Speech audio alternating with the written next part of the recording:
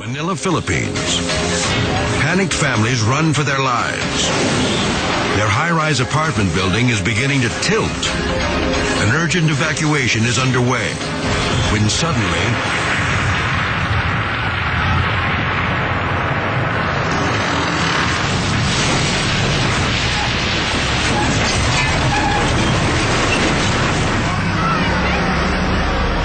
men, women, and children are still running for safety when the foundation gives way.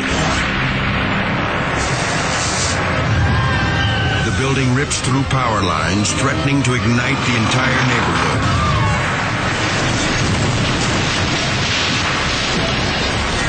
The tower finally comes down in a massive pile of pulverized concrete and steel.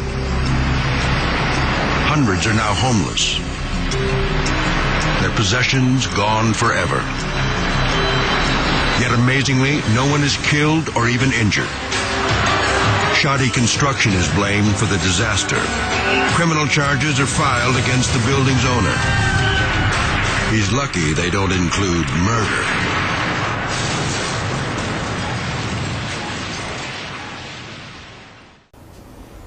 Muito bem, desde o jardim da infância até minha pós-graduação na COP, na Ilha do Fundão do Rio de Janeiro, eu estudei em escolas públicas.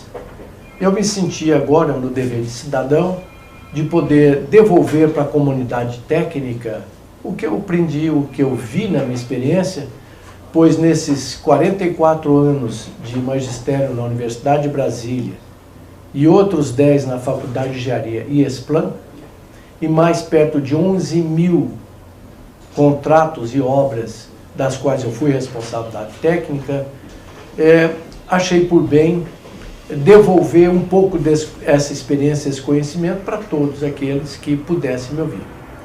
De uma forma surpreendente, eu verifiquei que o número de acessos e interesses e perguntas e e-mails foi muito maior do que eu realmente esperava. Por isso, vamos reiniciar toda a contagem de acessos agora, porque eu quero então já começar a explicar algumas coisas que me perguntaram e responder alguns quesitos. Muito bem, a primeira grande pergunta é se existe alguma apostila do que eu estou mostrando lá. Na realidade, não existe mais apostila do que eu tenho falado lá sobre sapatas, estacas, tubulões, patologia, etc. Porque essas apostilhas, alguns anos atrás, já foram sendo transformadas em livros. O mais importante deles, o mais completo, é esse livro de Engenharia de Fundações, que não está na sua forma final ainda, porque são 800 páginas. Então, de tempos em tempos, a gente faz uma tiragem, eu peço ao editor para fazer uma tiragem pequena, para atender aqueles pedidos emergenciais. Ele trata, de uma certa forma, de tudo sobre fundações, com ênfase naquilo que os grandes escritórios de engenharia fazem, que é a aplicação de métodos semi-empírico estatístico, mas de uma forma moderna. Também o seu capítulo 17, que é muito interessante, tem toda a parte de patologia, recalques admissíveis, fatores de risco e outras novidades que resultado das minhas pesquisas. Em segundo lugar, também publicado pela COP, na época, um livro sobre sondagens. O primeiro livro de fundações, ele está de uma certa forma esgotado. De tempos em tempos, como eu disse, faço uma pequena tiragem. Se alguém ainda assim se interessar e fazer parte da nossa lista de pedidos, por gentileza, basta mandar um e-mail para infrasoloengenharia@gmail.com. Ao final eu repito novamente.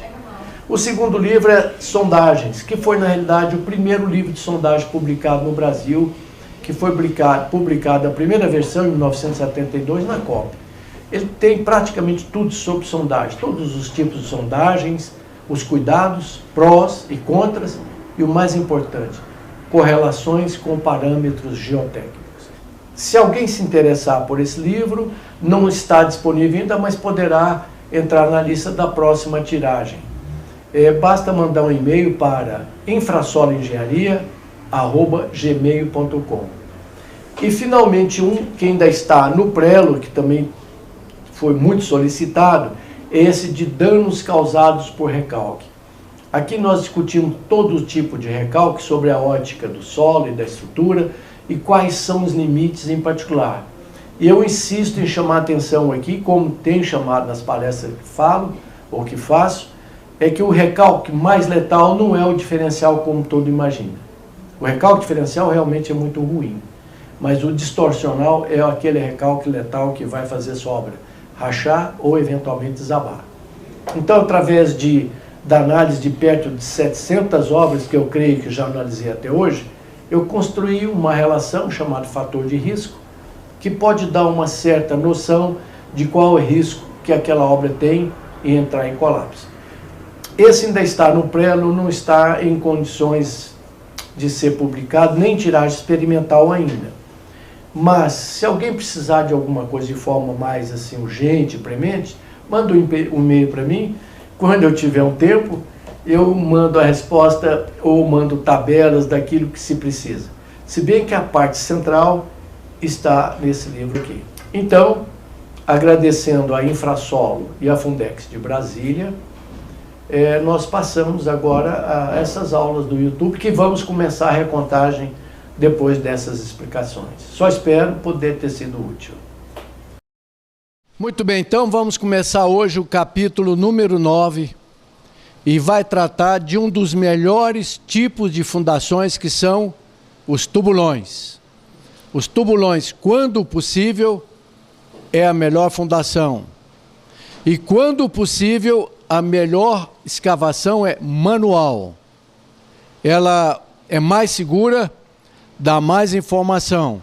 Às vezes é um pouco mais lenta. E, lamentavelmente, hoje em dia, às vezes pode ficar um pouquinho mais caro do que a escavação mecânica. Mas, muito bem. Definição de fundações. Aqueles que estão anotando, eu vou falar mais devagar.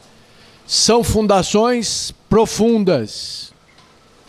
A primeira condição é que a profundidade seja maior do que 4 vezes a sua menor dimensão, ou o diâmetro. Entre 1,5 vezes, que é uma fundação curta, que seria sapatas ou tubulão curto, e 4, tem que se fazer um estudo especial. Se ela tiver só 1,5 vezes o tamanho da base, seria superficial. 4 vezes. É uma fundação profunda, pouco esbelta, e sempre se prevê a descida do homem no seu interior. É realmente a única diferença entre tubulões e estacas.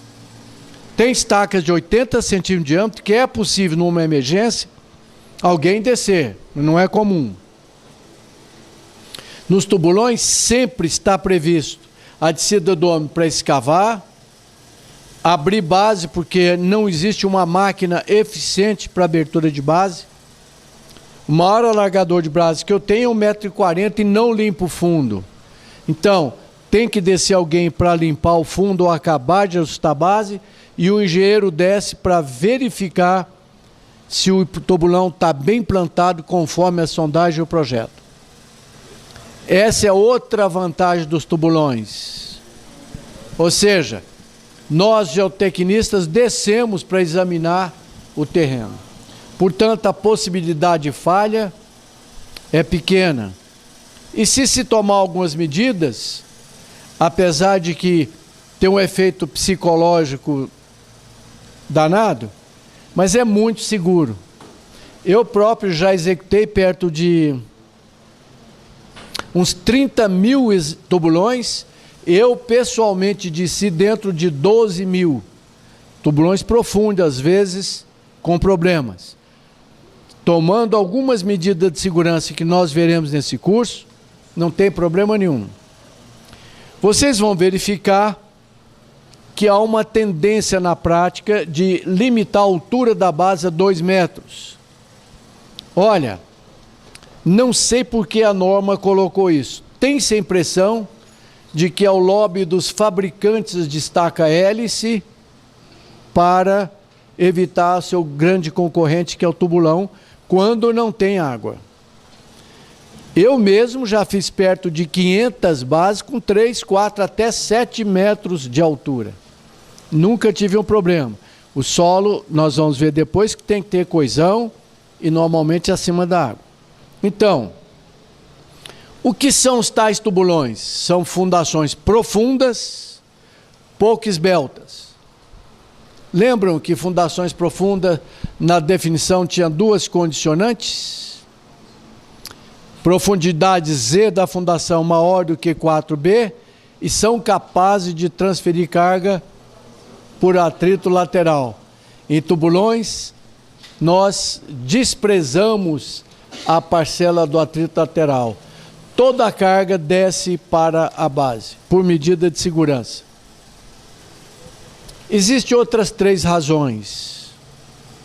Primeiro, se eu calcular a parcela por atrito lateral aqui, por exemplo, um tubulão para 400 toneladas, se eu calcular na base ela pegar 300, o fuste pegar 100 toneladas aqui no fuste, somando 100 mais 300 dá 400, darão. Interessante que os tubulões, por ser parrudos, quase sempre o peso próprio equivale ao atrito lateral. Então, nas 400 toneladas eu não preciso somar 100 do peso do tubulão e nem calcular o atrito lateral. Essa é a primeira razão. Mas existe uma razão muito mais importante ainda. É que na ruptura, quando ele vai romper, e normalmente a gente calcula para o tubulão, quer dizer, o solo, que é a parte mais fraca, romper, normalmente no Brasil, nos solos mais comuns, o fuste com 10 milímetros de recalque, ele perde toda a resistência. Ou seja, toda a carga dele é mobilizada quando eu só afundo ele 10 milímetros.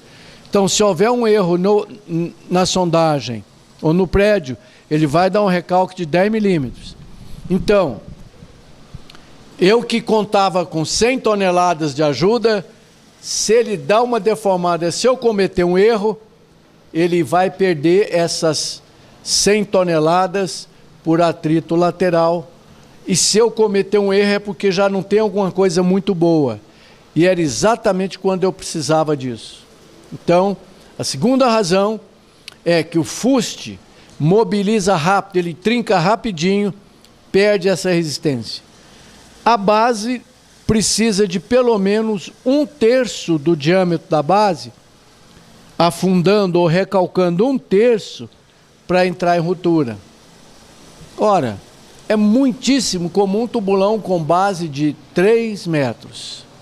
Se precisar de 1/3, 1 metro de recalque para ele romper o solo, o prédio já caiu há muito tempo. Por isso, a gente despreza esse fato. E existe uma terceira razão. Se você abre um tubulão no solo coesivo, úmido, quando você abre, a pressão dentro é atmosférica e a água está sob pressão, ela vem e caminha para o seu fuste e pode amolecer esse solo coesivo. Portanto, se ele amolece, eu perco coesão, perco sucção, lembram? E eu perco resistência. Então, são 3 razões pelas quais eu desprezo a contribuição do atrito. Primeiro, porque eu já fiz isso umas 900 vezes. O peso acaba sendo igual à contribuição por atrito. Então eu troco. Não calculo nem o atrito e nem o peso. Segundo, a deformação na ruptura é diferente do fuste e da base. Quanto maior a base, ela puxa mais a carga para ela, por causa do efeito de placa. Entenderam? Terceira razão é que toda a água que está por aqui tende a caminhar para o fuste. O ideal é concretar logo no mesmo dia, porque à medida que o tempo passa, na época úmida, amolece. Na época seca, trinca por dissecação do solo, famoso chão de Ceará, que também perco resistência. Então, pelo fato do homem ter que descer dentro do fuste, O ideal é que ele tenha pelo menos 60 centímetros. A grande média, quem vai calcular volumes, tubulão acaba ficando com 63 centímetros. Então, primeira observação, normalmente o fuste mais de 60. Pode acontecer numa situação em que eu calculo o tubulão e não preciso da base. Só o diâmetro do fuste de 60 centímetros é suficiente para resistir à carga que eu quero. Então, se eu tenho a carga do pilar P e tenho uma tensão admissível do solo, às vezes só essa área é o suficiente. Mas vai aqui uma recomendação muito interessante profissionalmente. Faça, mesmo que não precise, um alargamento de base de pelo menos 10 centímetros. Vai ficar uma base baixinha, de 15 ou 20 centímetros, e a área de contato quase dobra, a um preço de menos de R$10. Veja bem, aqui eu tenho uma área de 60 vezes 60, tal, dá 0,28 metros quadrados. Se aumentar 10, vai para 80 centímetros. A área da base, então, passa a ser meio metro quadrado. Então, se eu mantiver a mesma pressão, essa área vai praticamente dobrar a força que eu posso ter a um custo zero. Entenderam? Então, lembre-se disso. Desceu alguém dentro, faça a base. Se tirar a base e não descer ninguém dentro, porque a limpeza é importante, lembra-se do recalque imediato por sujeira, às vezes dá 50 centímetros de recalque e derruba o seu prédio ou a sua ponte. Então a descida é importante. Mas se descer, abre uma base. Se não descer ninguém, já deixa de chamar tubulão. É uma estaca escavada, na mão ou com rotativa. Se for na mão, é estaca escavada. Se for com caminhão, com trado, é uma estaca escavada rotativa. Muito bem.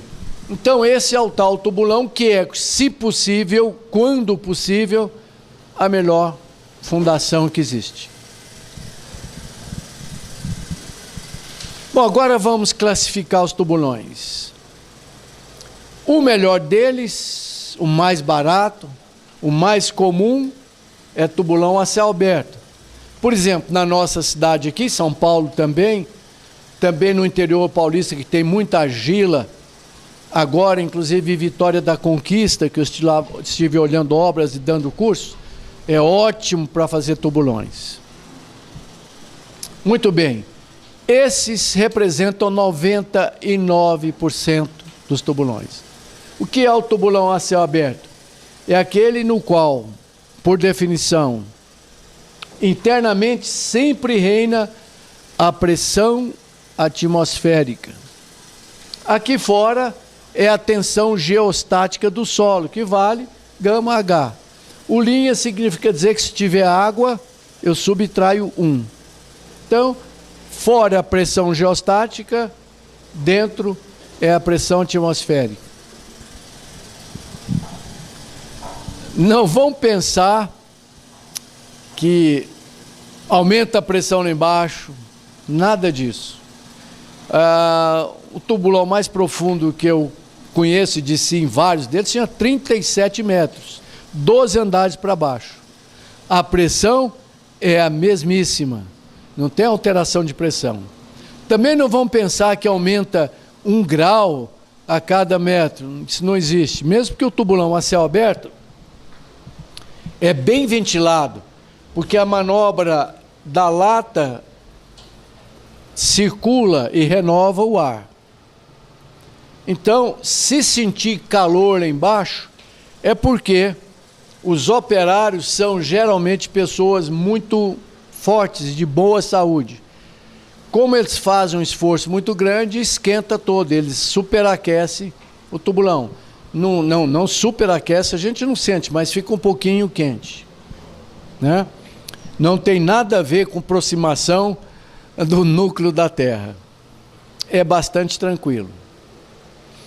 Muito bem, há possibilidade de se escavar um tubulão submersamente, sem ser ar comprimido, ou seja, tendo água, dependendo da resistência do solo, eu posso usar uma bomba e escavar o tubulão.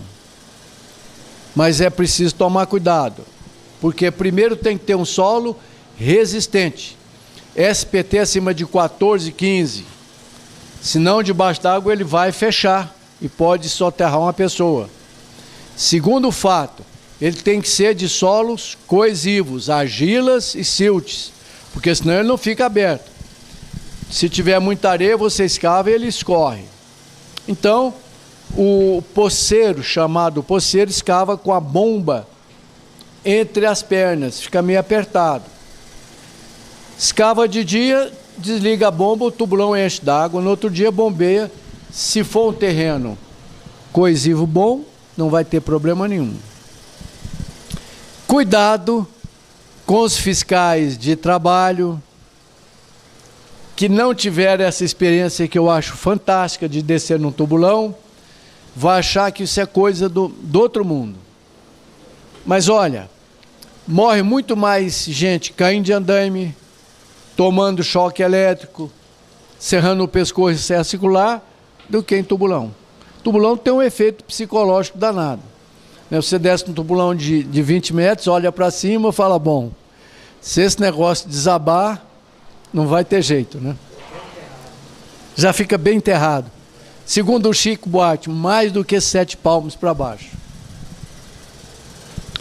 E, finalmente, muito usado para pontes, é o tubulão a ar comprimido. Esse já é um tubulão cheio de imprevistos, caro e precisa tomar um certo cuidado. Ora, qual é a ideia? Você tem uma carga pesada, uma ponte, às vezes não dá para fazer muitas estacas, ou às vezes o custo do tubulão é bem menor. Eu acabo de fazer agora um tubulão para 7.000 toneladas. 7.000 toneladas em um único tubulão. Então, eles resistem bastante carga. Se você chegar num terreno duro, alarga a base o tanto que você precisa até chegar na carga.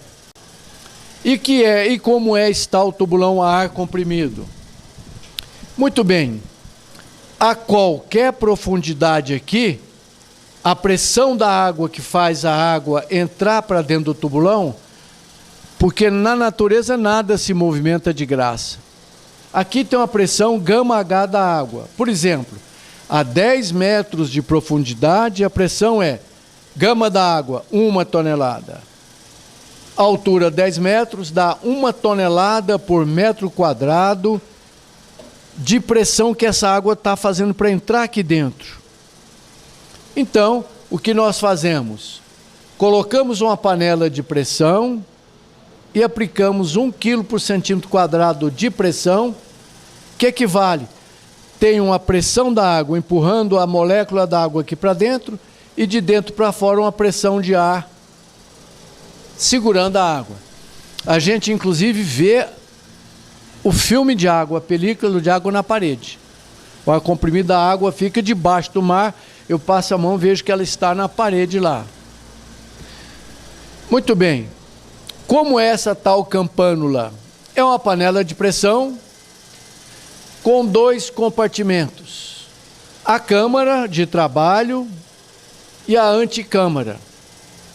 Nessa anticâmara existe normalmente um guinchinho elétrico pendurado aqui em cima, com a corda com um balde que vai retirar o solo de quem escava. Muito bem. Inicialmente, se coloca 2 operadores aqui dentro E todas as portinholas da campândula é tipo escotilha. Qual é a diferença de uma janela e uma porta comum para escotilha? Alguém? Esse é guilhotina. Qual a diferença de uma porta comum? Por que que essa porta não é chamada de escotilha? Pode arriscar. Vedada, pressão. Panela de pressão, é uma escotilha.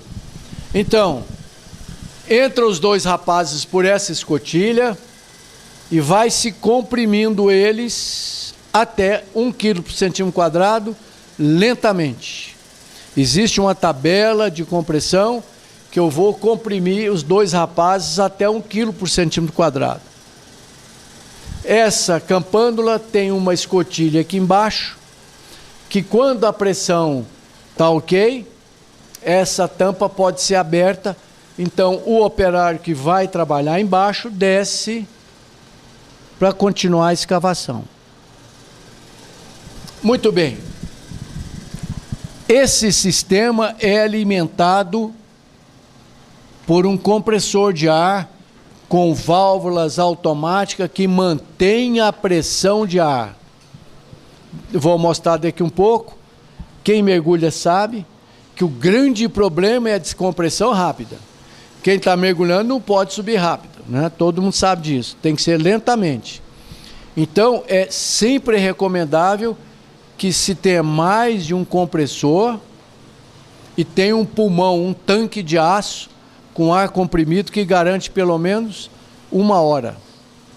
Se por acaso o compressor der problema, o tanque de ar alimenta o tempo para descomprimir quem está embaixo, subir devagarzinho.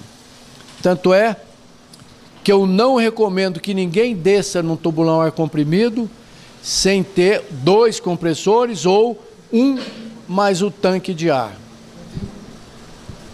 Muito bem. Por que isso?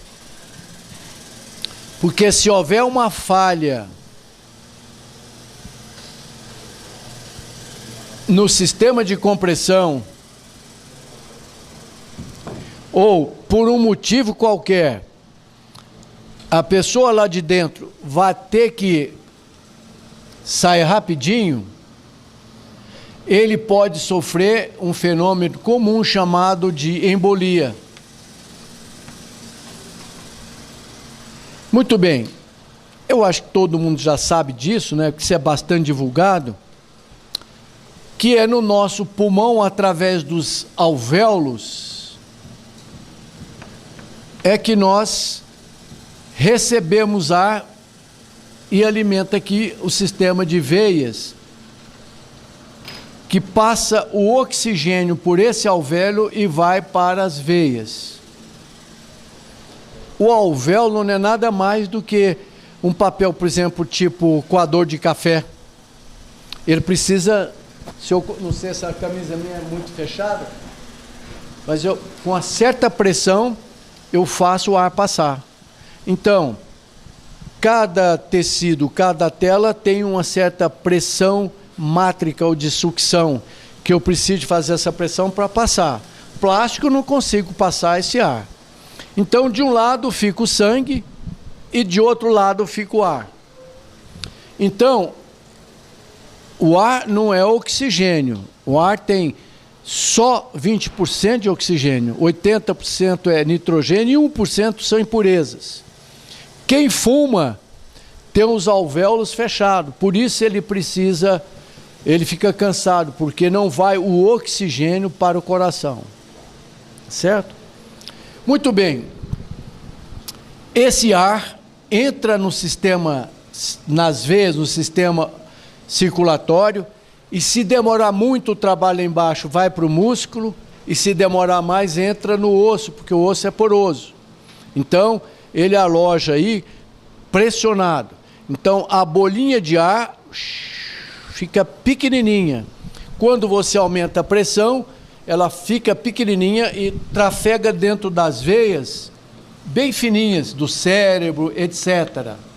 Porque a bolha está sob pressão de 1 quilo, 2 quilos, etc. Muito bem. Enquanto você está aqui com pressão, a bolha pequenininha está circulando no seu corpo todo.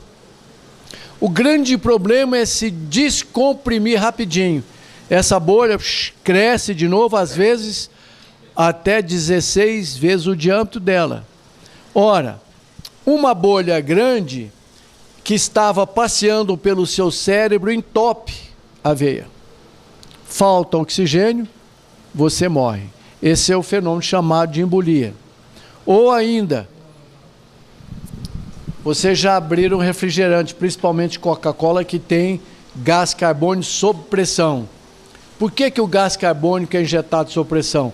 Para diminuir o tamanho da bolha. Ele dissolve dentro do mosto da Coca-Cola. Ela fica lá em bolhas micro, sob pressão. Destampou, a bolha cresce e vaza. A mesma coisa acontece com o sangue. Se houver um problema embaixo, se descomprimir rápido o rapaz, esse sangue vai ter até derramamento de sangue, porque essa bolha que estava aqui vai crescer muito e cair dentro do pulmão e vai dar uma doença descompressiva desagradável. Quem mergulha sabe, se encontrar um tubarão lá embaixo, você vai ter que conversar com ele e entrar num acordo, porque se subir, morre. Uma segunda observação para vocês que serão engenheiros, quem sabe de fundações, às vezes vai se fazer pontezinhas sobre rios aí no interior, não se leva mais de um compressor nem pulmão, mas leva uma injeção.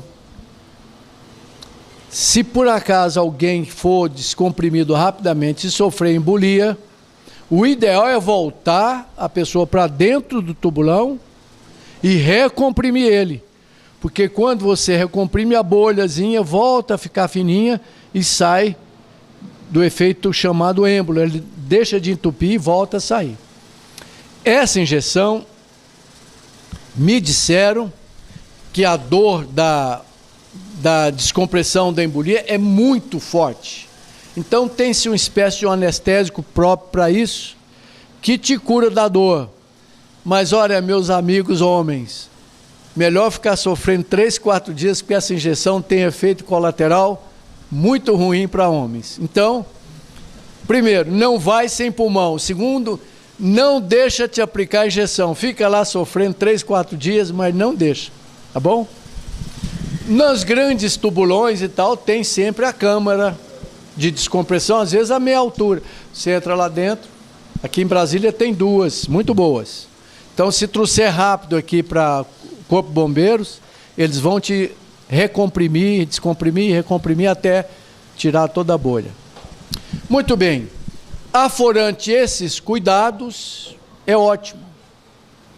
Se for dentro do mar, se faz uma plataforma com estaca pré-moldada de aço, faz uma base, se faz uma sondagem boa lá de cima, se constrói esse fuste devagar, é moldado, se faz uma forminha tripartida, vai construindo um tubo de concreto, e ele vai descendo e vai escavando, desce a campânula junto com a escavação. Quando chega aqui na plataforma 1, 2, 3 metros, desliga, enche d'água, todo mundo sai daqui, aumenta de novo o concreto e continua a escavação. Entenderam? Então esse processo vai até encontrar terreno firme. Vai escavando, a campânula vai descendo, ou encosta no chão, ou na plataforma. Entenderam? Muito bem. E ela tem 2 cachimbos, 2 escotilhas em cada uma. Esse poceiro que tirou a terra, ele avisa lá de dentro, abrir a escotilha para quem está fora e enche a escotilha de solo escavado. Ele tem um ferrinho pendurado lá, ele avisa o pessoal, olha, fechei a escotilha de dentro, aí o de fora abre, descarrega a terra num basculante ou dentro da água, etc. Quando escavar tudo, tem um outro cachimbo aqui em cima, bem compridinho, com 2 escotilhas, que coloca o ferro da armação. Do mesmo jeito, abre uma, mantém a outra fechada. Coloca o ferro debaixo, tira e avisa da mesma forma. E o concreto também. O caminhão ou a bomba de concreto avisa, olha, cuidado, abri a tampa de fora, enche de concreto, avisa, fechei. Aí o operário de dentro avisa, olha, cuidado, estou abrindo a escotilha de dentro, não abre a de fora. E o concreto é lançado até encher o tubulão, desliga tudo e está pronto o tubulão ar comprimido. Que é muito bom, mas tem esses sinões: caro, demorado, cheio de zebra. A ponte JK famosa, consta que ninguém sofreu nenhum problema. Ela tinha descompressores, tinha compressores à vontade, parece que foi bem. A ponte das Garças, 7 pessoas sofreram embolia. Ninguém morreu. Embolia, se não for muito pesado, costuma não matar. No Rio de Janeiro tem um caso histórico. Existe um prédio alto antigo chamado Edifício Central. Uma argila mole, orgânica, péssima. E a camisa era de aço. Chegou numa profundidade tal que a pressão era tão grande de ar que a camisa começou a subir. Né? O ar entrou e a camisa começou a subir. O rapaz que estava lá dentro percebeu que a camisa estava subindo e pendurou numa alçazinha. Quando é de aço, eles deixam uma espécie de uma alçazinha aqui, olha, para enfiar a espátulazinha para limpar a pá. Aquela argila gruda na pá. E ele pendurou e subiu igual um foguete. Salvou. Teve embolia e tal, mas no Rio tem a escola de submarinista, tá? Tem muitas câmaras hiperbáricas, então salvou o rapaz com uma presença de espírito fantástico. Então ele sentiu que a camisa começou a subir, ele pulou na alça. E era profunda. Muito bem. Alguma dúvida aqui até as condições de escavação de tubulão? Muito bem. Quanto à possibilidade de mecanização da escavação,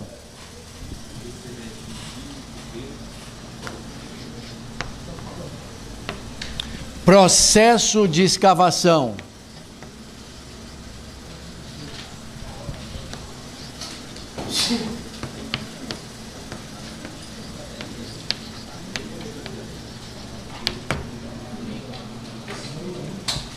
Eu posso ter o processo melhor deles, que é o manual.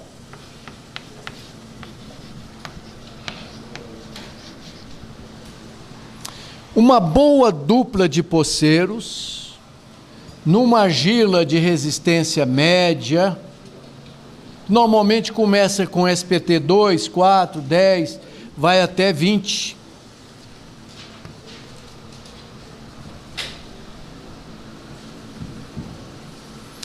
Consegue escavar um tubulão de 70 centímetros, a produção chega a 14 metros por dia.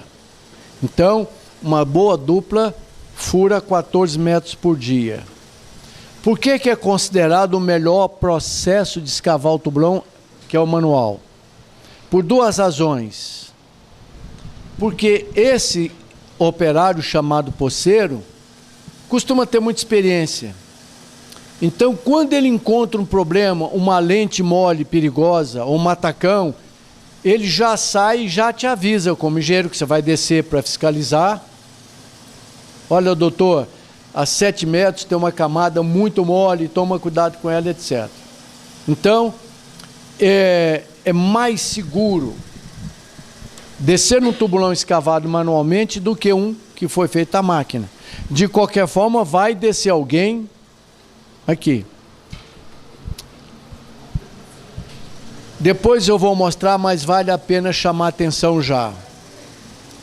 Quando descer no tubulão bem iluminado, hoje em dia cinto de segurança, porque em alguns solos que nós não sabemos, precisa ser pesquisado, o movimento da lata só não é suficiente para trocar o ar. Uma das saídas, jogar cal virgem. O cal virgem, ele reage com monóxido de carbono e produz oxigênio. Tanto é que o operário fala: doutor, depois que o senhor jogou cal virgem, ficou frio, fresquinho aqui dentro. Não é, porque ele estava respirando muito monóxido de carbono, né? Então começou a respirar oxigênio, sentiu que esfriou. É um bom sinal.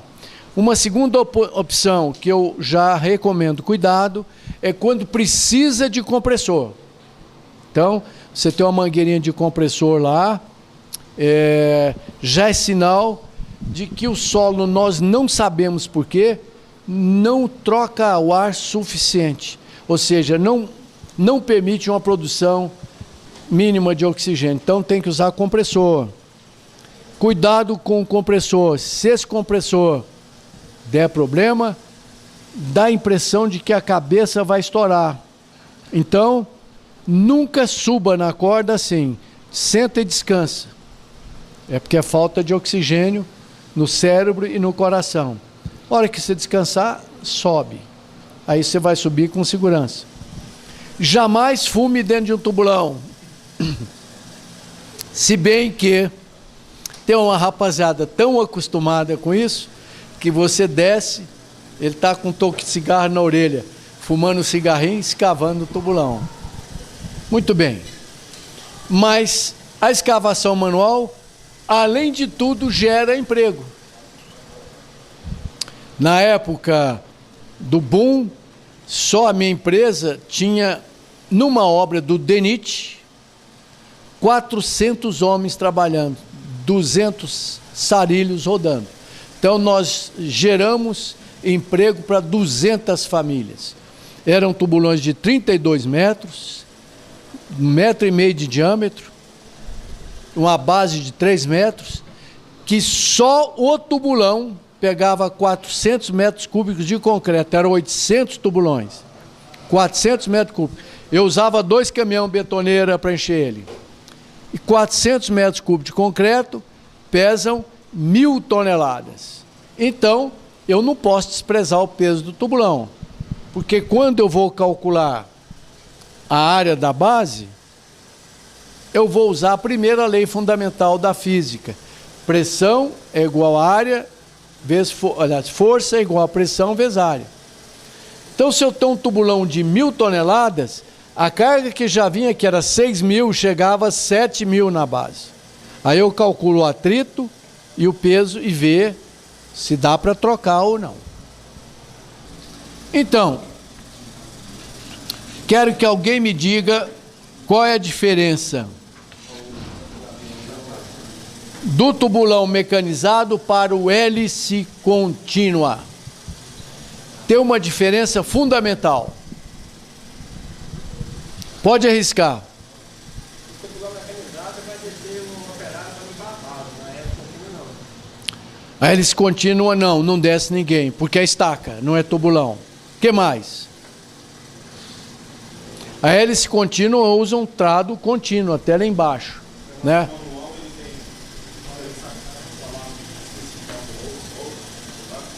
No seu projeto que você vai fazer, ele pergunta, tem que especificar o solo até onde ele vai furar, isso? O que ele vai encontrar? E essa é uma grande vantagem do tubulão, que a hélice contínua é cega. Eu sei qual é a pressão que eu uso. Dá para se ter uma ideia do solo. Mas a sondagem foi feita antes. Mas a sondagem tem variações. No tubulão, no projeto, você vai escrever aqui, olha, areia, muito pouco argilosa, marrom, vamos supor, muito úmida. Então, o operário já desce sabendo que ele vai encontrar uma areia muito pouca, argilosa, marrom, muito dura. Não se faz fundações em terreno mole. É possível, mas é perigoso. Entendeu? Então, a diferença é que no tubulão, o trado é curto. ele tira o solo e joga fora, tira o solo e joga fora. E qual é o empuxo reinante aqui no tubulão? Alguém? Puxativo. E na hélice contínua? Nenhum dos dois, mas é maior do que empuxo no repouso, é maior do que o ativo. Se fosse estaca cravada, tipo pré-moldada, ou Frank, ou agora ômega, empuxo passivo. Esse gira por 0,6, por volta de 0,6, o coeficiente, não ele, o coeficiente que multiplica a carga vertical dá esse empuxo, 0,81, 5,10. Né? Por isso, as estacas cravadas são melhores do que as escavadas. Muito bom. Alguma sugestão ou dúvida até aqui? Agora o item mais importante.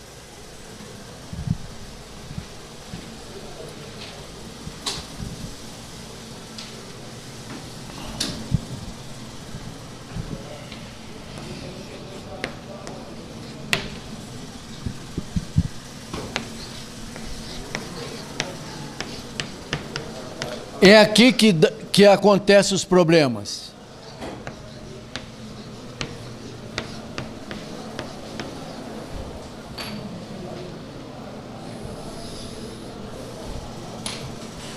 Quem estiver anotando, pode anotar, por gentileza.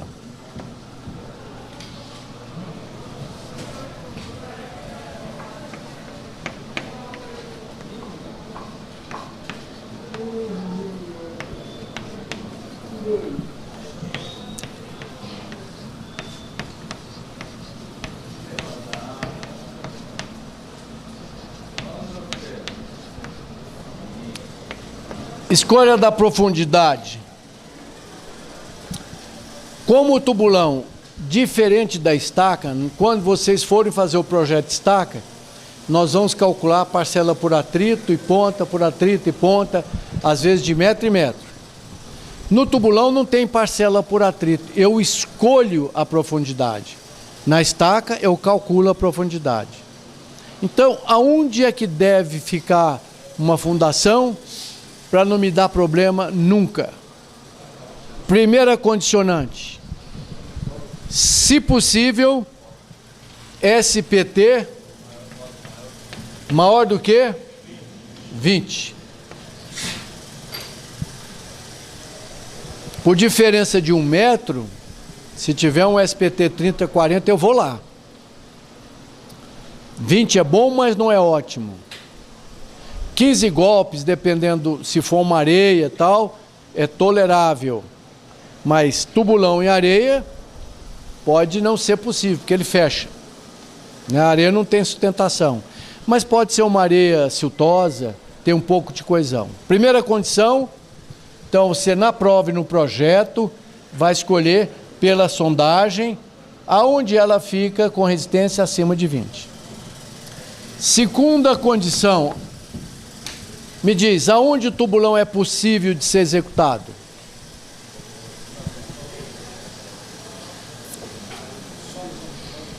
Solos coesivos. Então, segunda condicionante, solos coesivos. Em areia é possível, mas eu tenho que revestir.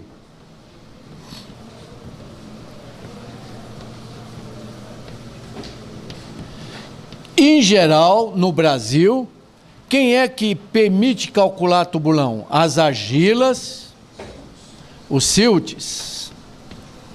As argilas pouco siltosas, os siltes,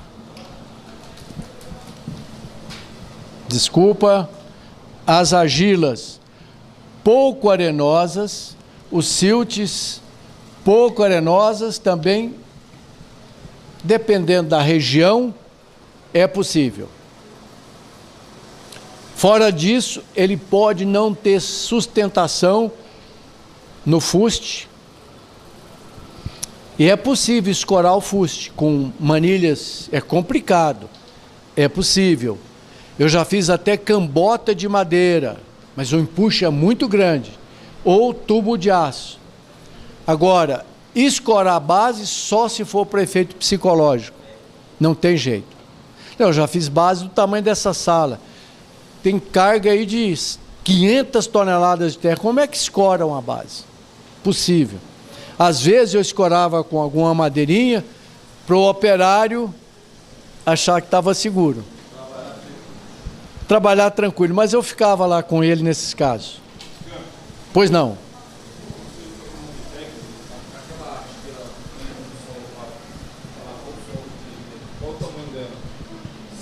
Depois você desliga esse ventilador para mim te ouvir melhor. Repete.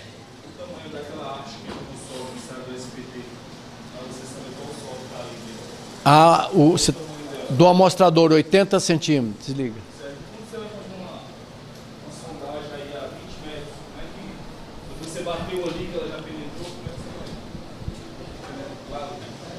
Ele pergunta qual é o comprimento do amostrador da sondagem.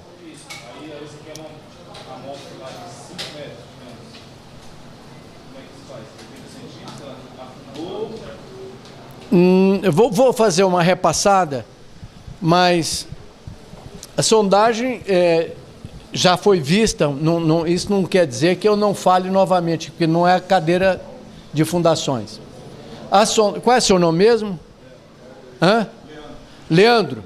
A sondagem é feita de metro em metro. De metro em metro. É que você vai ter a resistência, o número de golpes, o tipo de solo e tal. Ele pergunta se o amostrador tem só 80 centímetros. Como é que eu vou trabalhar com a amostra a 20 metros, ou a 5 a 10? Era isso, né? Então, a sondagem é feita de metro em metro. O primeiro metro não se faz sondagem. Tá? Você vai receber os laudos, eu vou passar um laudo de sondagem padrão para você ver. Primeiro faz-se um furo com o trado, estradinho cavadeira, ou trado helicoidal, no primeiro metro. Aí o amostrador, Leandro, é colocado aqui dentro e ele tem 80 centímetros. O amostrador é um tubo assim. Ele é bipartido, tem faca e cabeça. E aqui tem um tubinho de 1 polegada que vai receber a pancada do pilão que está aqui em cima. Muito bem. Esse amostrador tem 80 centímetros, mas só vamos cravar ele num total de 45 centímetros. Só vou cravar 45. Nem os 80 não vai ser. Piorou ainda. Eu faço a cravação em 3 partes, 15, 15 e 15. Aí os operadores, fecha para mim, começam a bater, a cravar o amostrador no solo. Esse é o processo chamado de amostragem. Processo de amostragem. Então, nos primeiros 15 que ele entrou aqui, ele bateu 5 golpes. O sondador anota, primeiros 15 centímetros, 5 golpes. Aí aviso o pessoal, pode bater o pilão. O pilão sobe 75 centímetros e cai esses 75 centímetros, supostamente em queda livre, mas não é porque ele puxa um cabo de aço, ele arrasta, e um pilão padrão de 65 quilos. É fácil de memorizar. 65 quilos, que é o pesado, é o menor número. 65 quilos cai de 75 centímetros de altura.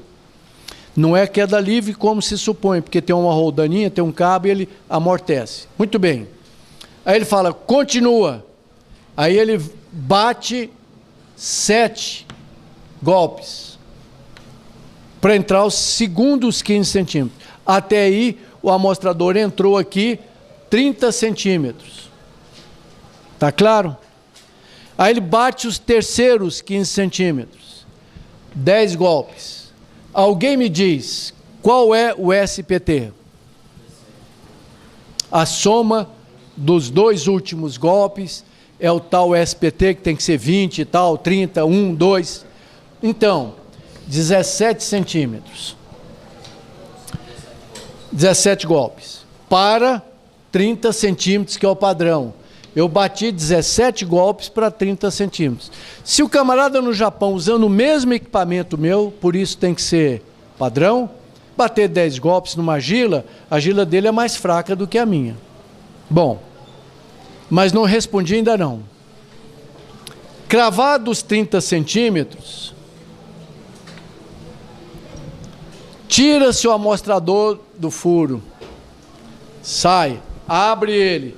Eu vou trazer a Infrasolo, manda até as amostras ensacadinha, para não ter dúvida.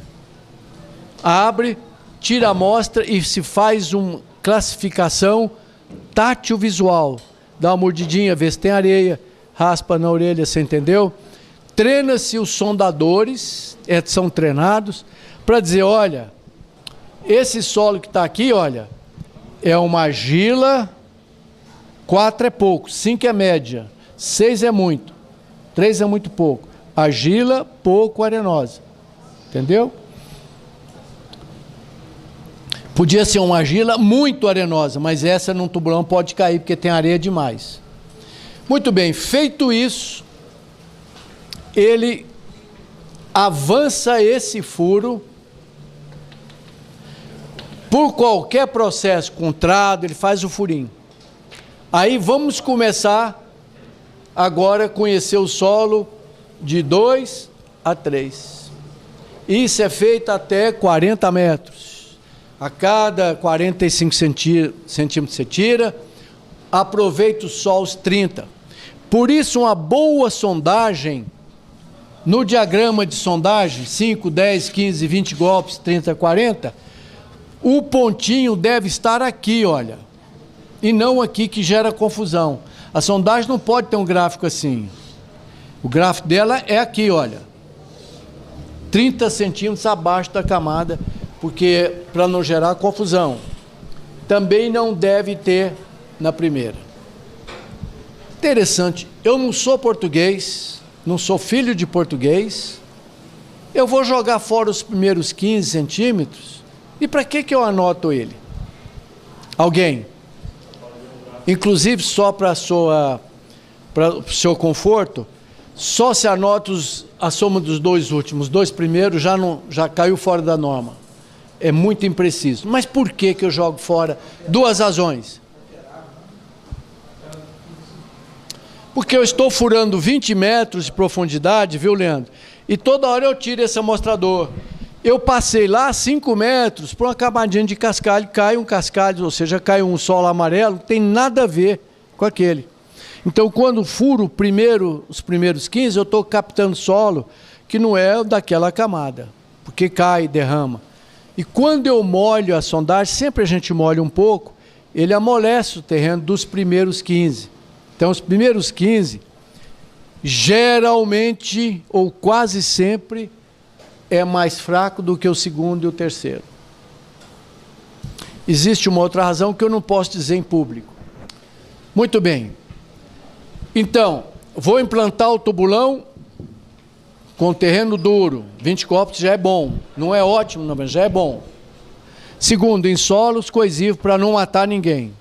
Terceiro, aonde é que eu posso fazer tubulão a céu aberto? Sem água, acima do lençol freático. Eventualmente com bomba, 3, 4 metros abaixo, é possível. É possível, mas não é garantido. Então, acima do lençol freático, se o terreno bom estiver debaixo da água, a melhor solução são estacas, que é o próximo capítulo. E, finalmente, para mim saber se é bom fazer tubulão, eu analiso as profundidades de escavações. Então, até 8 metros, profundidade da fundação.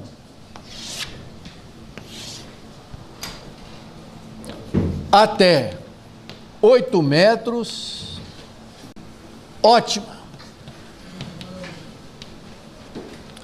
Eu faço 20 tubulões desses por dia com máquina e 2 para cada dupla. E a furação manual ainda tem uma vantagem. Na época de chuva, não atola. Você contrata aí 20 duplas, uma fica doente, a obra continua. Se a máquina ficar doente, para uma semana. Tá bom? Até 16 metros, boa. Isso é variável. Até 24 metros, possível.